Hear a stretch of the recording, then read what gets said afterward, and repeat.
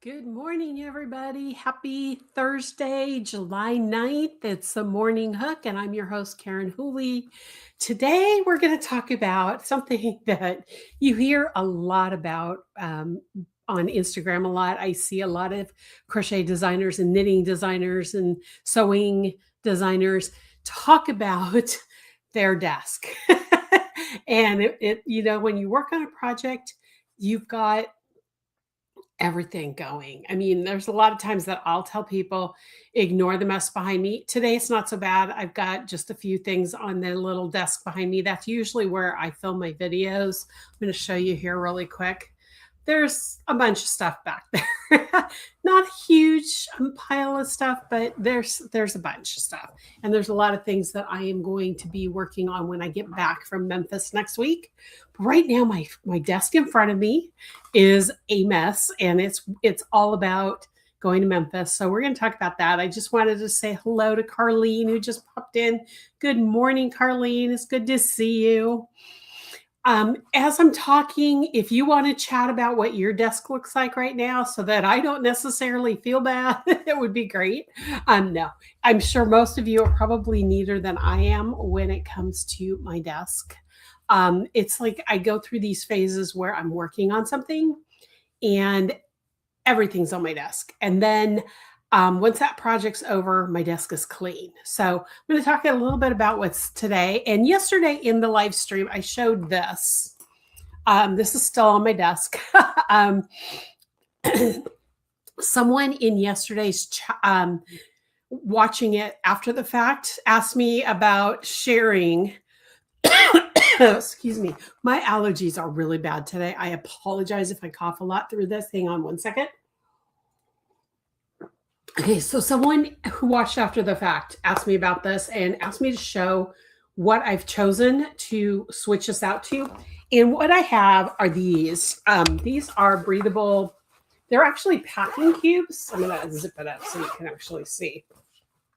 They're actually packing cubes. But for me, they are perfect for putting my class materials in that I use when I'm teaching. So it unzips, so that it's all the way open. I can put a lot of stuff in, I have several sizes depending on what class I'm teaching. And when I'm teaching a sweater class and I have sweater samples, I have bigger ones, that kind of thing. But you can see this has got mesh. I can talk right through it. You can see my face through it. So it's breathable. So all of that is going to go in here when I'm done. So it is a great idea. I wish I would have thought about this before buying these. These are going to be useful for other things. So what I'm doing right now is I'm pulling all of these out one at a time. And I'm going to be working on this one probably later this afternoon, putting this together for Memphis, because this is the only class I'm teaching. The interesting thing about the Memphis show is this, it's not, if you've ever been to a Crochet Guild of America chain link conference, it was like a 4 or 5 day event. We had classes with multiple teachers. You could pick and choose what classes you wanted. And this retreat is limited to 100 people. We have a professional development day, which is the Thursday is out in the morning. And then the regular attendees who are attending PDD are coming that evening. We have like a mixer. And then Friday and Saturday, I teach the same class 3 times. So everybody in that is attending the event are broken up into 3 groups. And there's 3 teachers. It's me, Julie, I can never say her last name. She's from Canada. Julie Desjardins, I think is how you say it. I'll figure it out when I meet her in person finally. And then Natalie of Detroit Knots and I are the 3 teachers. And so each one of these groups, they're divided into 3, and we go from group teacher to teacher to teacher together, those groups. So they get to know each other as a group, and they get to take the classes at specific times. So they get all 3 teachers, which is kind of fun. So I'm only teaching this one class, my Delta Lace Crochet. So all I have to pack is 1. So actually, this is probably going to be my best travel trip ever, because I only have to worry about one class, and I don't even have to bring handouts. They're printing them all out for me and putting it in a packet that every student will get because they're taking all the same classes. Okay, so that is one of the things that's on my desk here.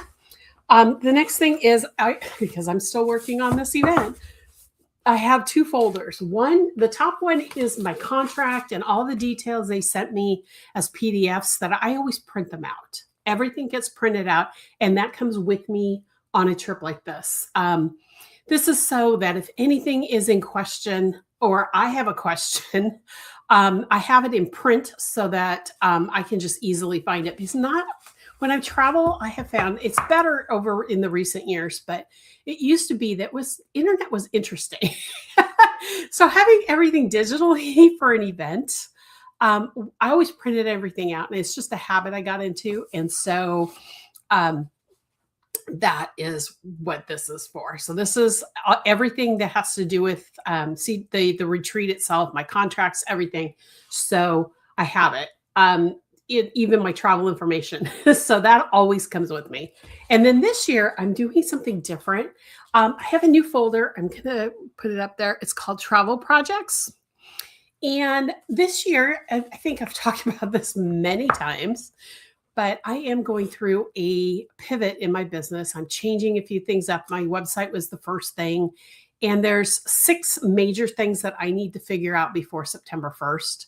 So I did this little, whether you like, oops, that's the wrong folder. That's my contract folder.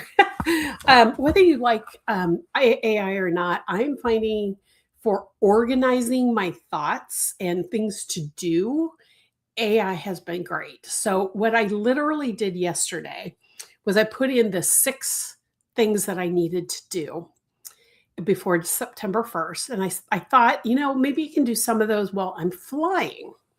So Claude, because I've been using Claude lately, helped me put together a list of things that I need to do while I'm on the plane. This is for work to do because I have such long flights from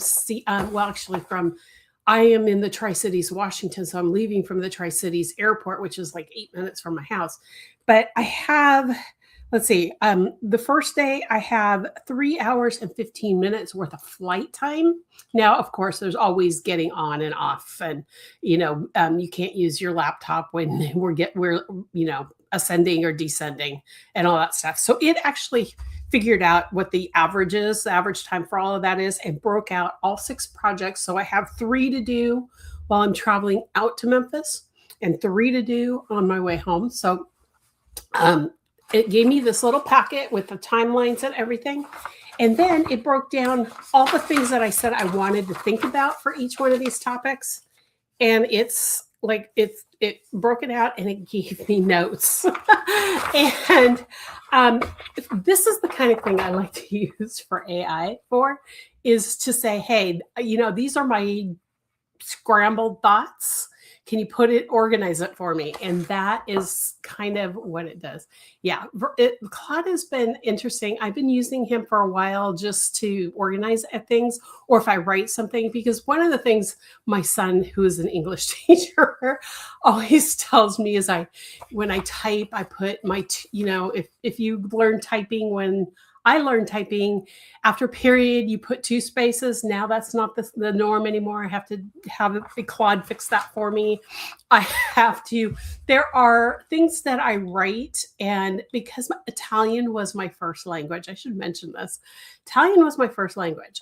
From 0 to 2 years old, all I spoke was Italian. And then between 2 and 3, my mom started teaching me English because she knew at 3 I was going to end up in preschool, and she didn't want me to be, laughed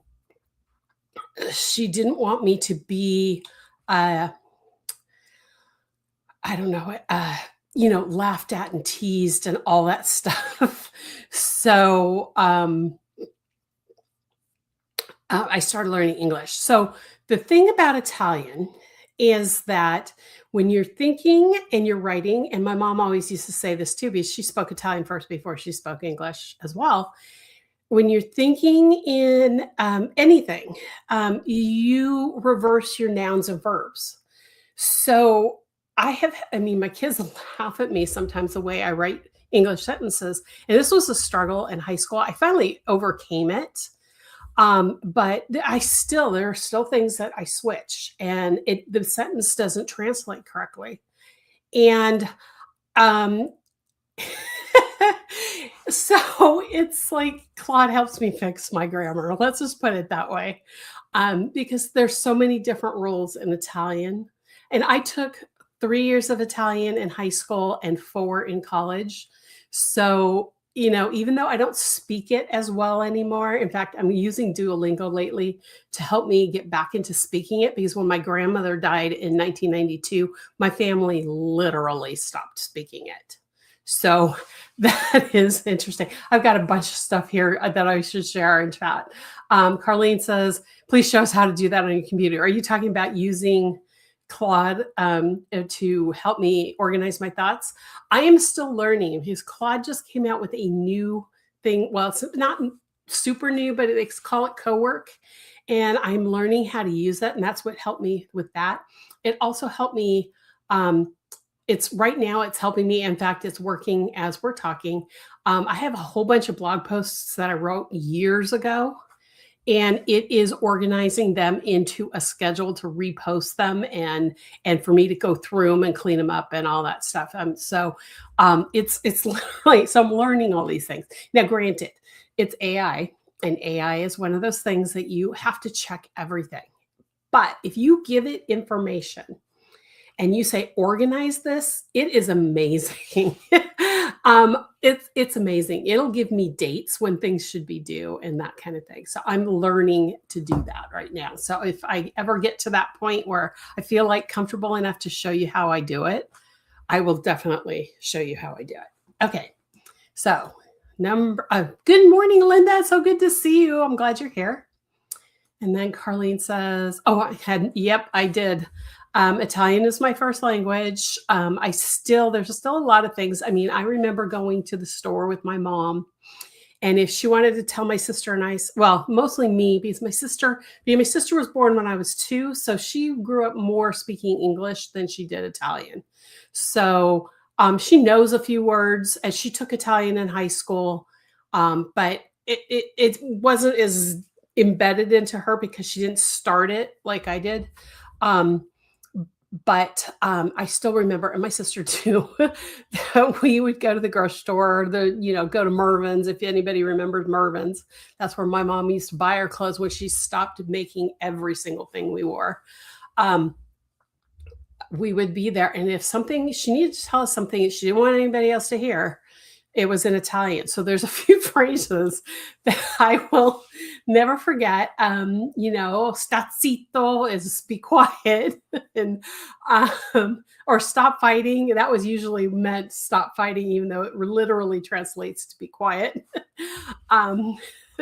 Things like that. So yes, the Italian, and even as I got older, and even when I was married and my mom and I would go certain places, there were certain things that we knew to say to each other that if we didn't want somebody else to know, that's what we used to do.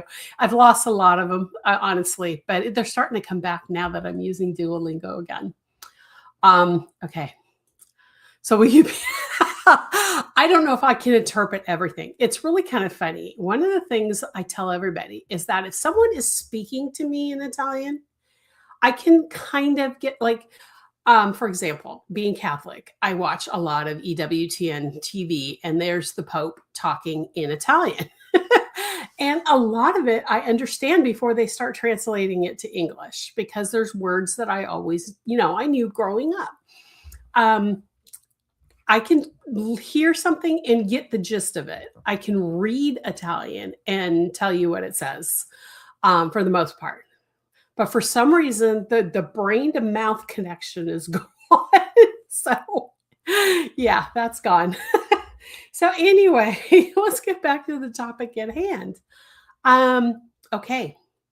So what else is on my desk? Okay, so I showed you the folder. So I have this travel projects folder I mentioned, and it's Um, and then some of the things I'm doing are actually in here in print because I don't know if I'm going to have Wi-Fi or not. Because like one of the things is I'm working on a new little handout that is going to be for sale in my shop, and I need to go through it and make sure because over the years I'm going to explain it this way.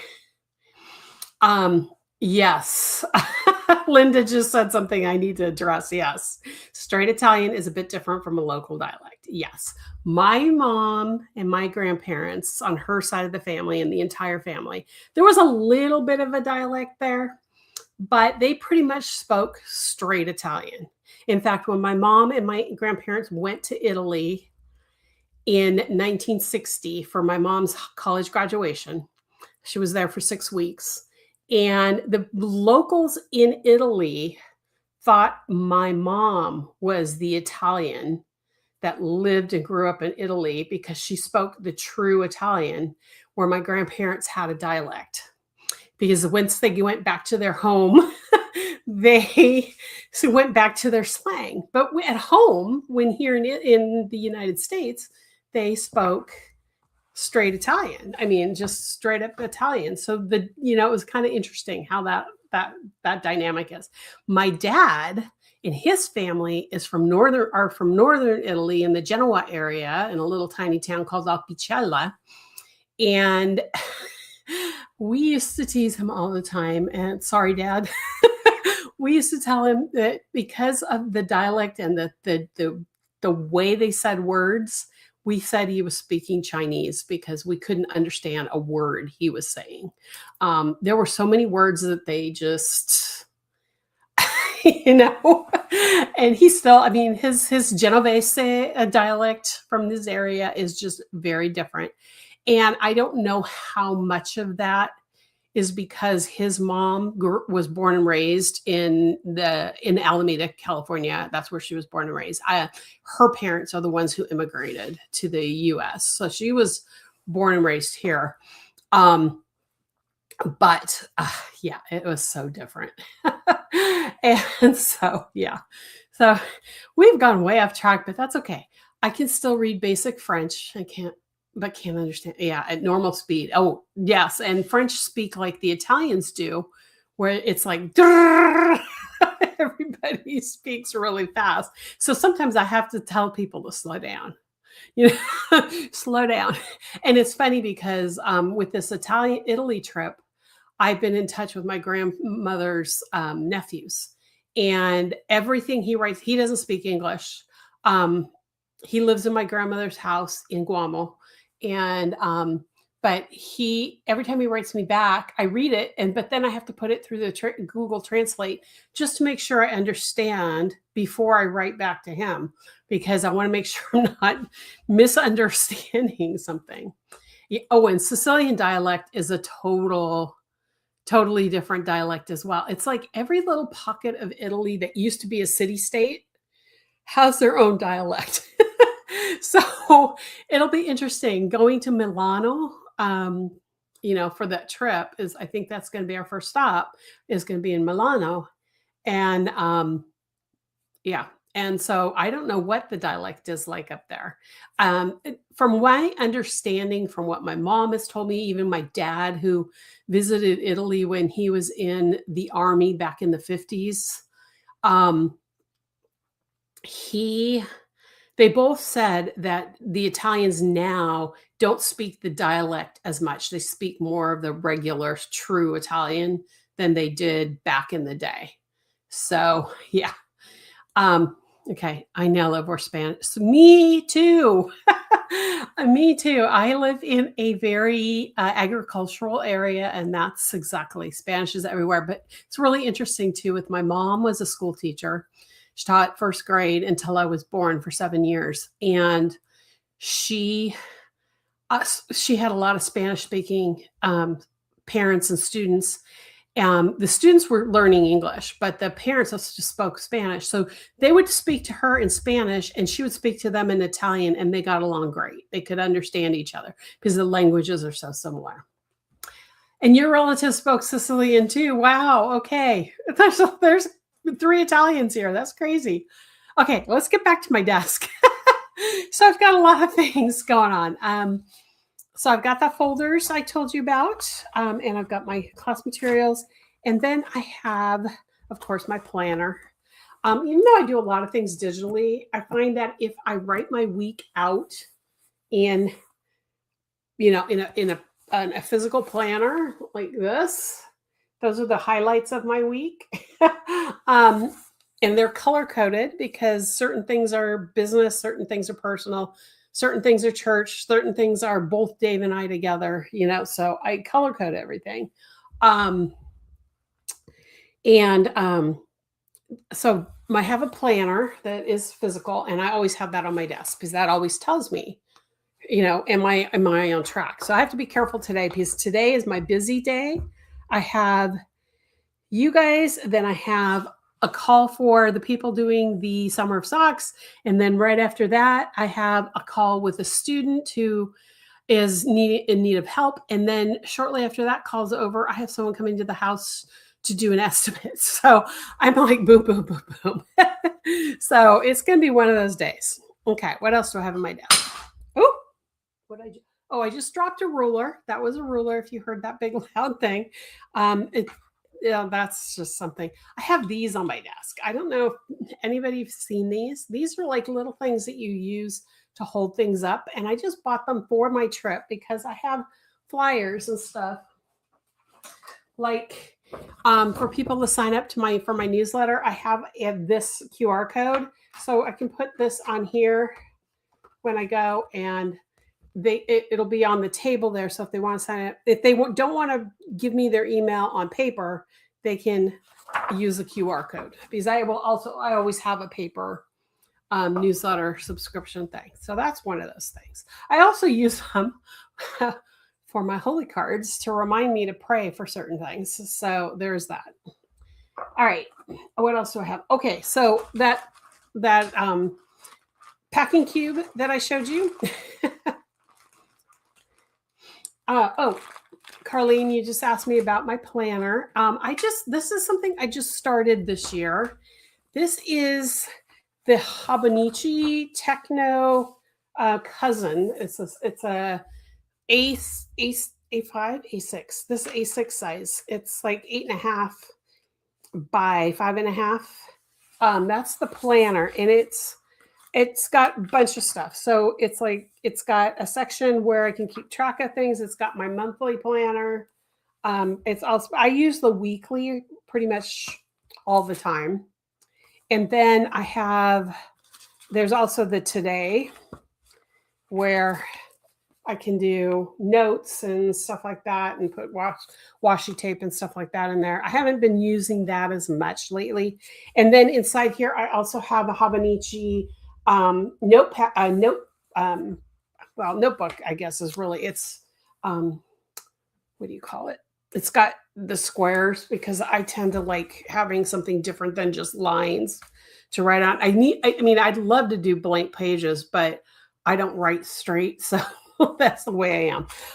Next year, because I don't use the daily pages as much, I'm going to switch to what they call the day free, where it's got it's about half the size of this planner, and it's got only the months and the tracking of different things. So like you can track your workouts and all that kind of stuff. But then the other half of the book is all grid paper. And so what I'm going to do every week is I'm going to create my own weekly calendar, 2-page calendar layout for the weekly stuff, which I like to do. That's why I have a ruler on my desk, is to do that. So yeah. Yes. There you go. The slotted holders to hold the Bible verses you're trying to memorize. Yep. So that is something I have on my desk. The other thing I have on my desk is I showed you the packing cubes. I took all of this out of those packing cubes, and they're still sitting on my desk. This is actually, it's kind of falling apart right now because this is the one I use in class. But this is basically the kit you get if you decide to take my Dragon Scales class. You can see I've already got the beads pre-strung on there. You've got beading needles. You've got all of the findings. And then this is our practice, what we practice on. So this is the tube we make to learn the technique on it first, and I should probably put this back in. So that is what was inside that. But since I'm not teaching it this year, I decided to pull it all apart, and then I'm gonna you see here some of the findings that I always bring extras to class of everything. So in case something happens, I've got extras. But yeah, so that's on my desk. Of course, I've got my coffee. And I've got then I've got this little stand that I use for my phone. It's just a little stand. I put my phone on it, so I never lose my phone. It doesn't charge or anything. I do have a, hang on a second. I do have a charging cable that I can't show you because it's plugged in and it doesn't come this far, but it's wrapped around the base of it so that if I do need to charge my phone, I can charge it. But the stand has been great because I'm one of those people who lays their phone on the desk and then everything gets piled up on top of it and I can't find the phone when it rings or if my husband's texting me or something. So yes, so that's what's going on. I just got my business cards for the trip. So I've got my box of business cards right here. Linda, that phone stand is from Canvas. It's you probably have seen their ads. Canvas has a lighting system that you put your phone in. It's got a big circle and it's got a heavy weighted stand. But they've started selling these just for, keeping your phone elevated somewhere. And I can actually use it to film too if I wanted to, or to take a picture. And I have done that. In fact, there's a couple videos on my in the crochet crew that are pre-recorded that I use that stand for. But if it was like under $30 for the stand, and it's wonderful. Okay.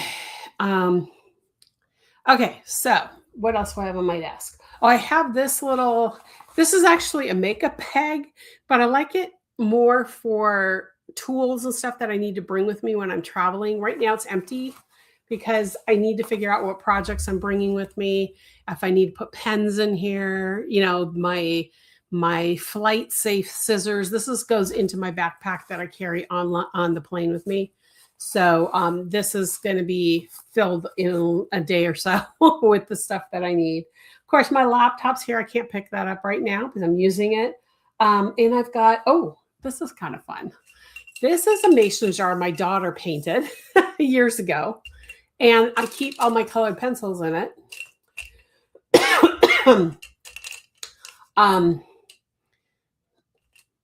I keep my colored pencils in it so that when I'm drawing or sketching something that I want to put some color into for, like a sweater or something, that's what I've got there. I've got a bunch of stamps that I use. These are address stamps. I also have when I get a physical check, I have a stamp that I can stamp my physical checks with. I have so much stuff on here. I've got 2 journals that I use that are buried right now. I have 2 journals here that I use for different reasons. When I'm on calls or if I'm working on something and I need to write something out. Those are a couple other things I've got here. Of course, I've got my pens and highlighters and stuff like that. Oh, I've got a cool little magnetic. They don't make these anymore. Can't even remember the name of the company. Let me see if I can move it so I can see the name of the company. I can't move all the stuff. It's magnetic. It's a little container that's magnetic. I put all my crochet notions. I've got a bunch of needles in here, stitch markers, all sorts of stuff in here. A miraculous medal, all sorts of things are in here. So I was trying to find the name of it because you might know it if I showed it to you, but I can't find the name. I know it's on there. It's just buried. But I use that. It's magnetic, so it keeps all my needles, my stitch markers that have metal in them working. I also have a glass nail file because I inevitably get a rough edge while I'm working and I have to file it down. So that's there. Other than that, I've got, the usual stuff, a mouse and a keyboard, but it's like everything's piled up on each other. So that is kind of what I wanted to tell you, is that a lot of people say, Karen, you're so organized. And maybe I am, but it's a chaos organized. So before I leave for Memphis, this is going to be totally clean because I will always like to come home to a clean desk. So that's going to happen. But I wanted to just go ahead and share with you a little bit about my process here. We talked a lot about languages and a lot of stuff, but we are at the 30-minute mark. In fact, we're past it now, so I'm going to go ahead and sign off. But if you have any comments or questions or want to share anything about your desk, put them in the comments below, especially if you're watching after the fact. Make sure you like and subscribe, ring the bell so you get notified when I go live. I will be back tomorrow morning at 8 a.m. And I have the topic, I think, picked out. I just need to get it all set up. So anyway, have a great Thursday. I've got to go because I've got so much going on to this morning, but I will see you tomorrow and we'll chat soon. Bye, y'all.